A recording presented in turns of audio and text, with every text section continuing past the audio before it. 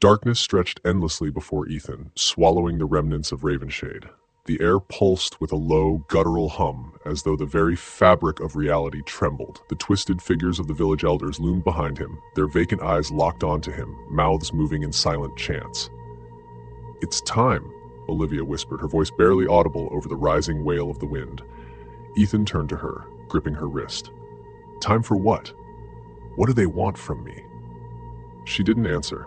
Instead, she lifted her gaze toward the swirling void above them. The sky itself was splitting, peeling away like old, rotted wallpaper, revealing something beneath, something alive.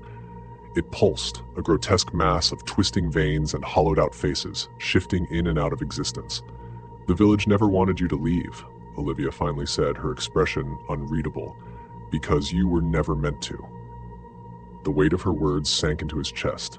His memories, the scattered visions, the fragmented whispers, had all been leading to this moment. He had never escaped Ravenshade as a child. He had been taken back. The village had always owned him. He was part of it. The wind howled, deafening now.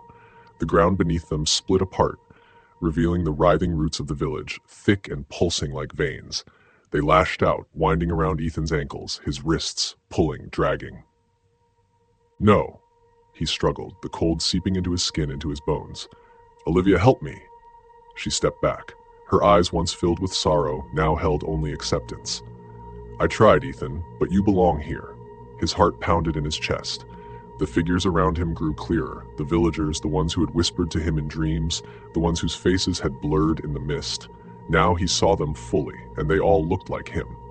Dozens of Ethans, each at different ages, all staring back at him with hollowed-out eyes, lips sewn shut with black thread. He screamed, but the sound never left his throat. The roots coiled tighter, pulling him down into the pulsing ground. Shadows swallowed his vision, his thoughts fracturing into whispers, into memories, into nothingness. The last thing he saw was Olivia watching him, silent tears streaking down her pale face. Then the village breathed, and Ethan became part of it. Years later, a new traveler stepped onto the outskirts of Ravenshade, his eyes weary, his steps uncertain. The village, shrouded in mist, stood waiting. A figure watched from the shadows, a man with hollowed-out eyes and lips sewn shut, smiling. "Welcome home," Ethan whispered.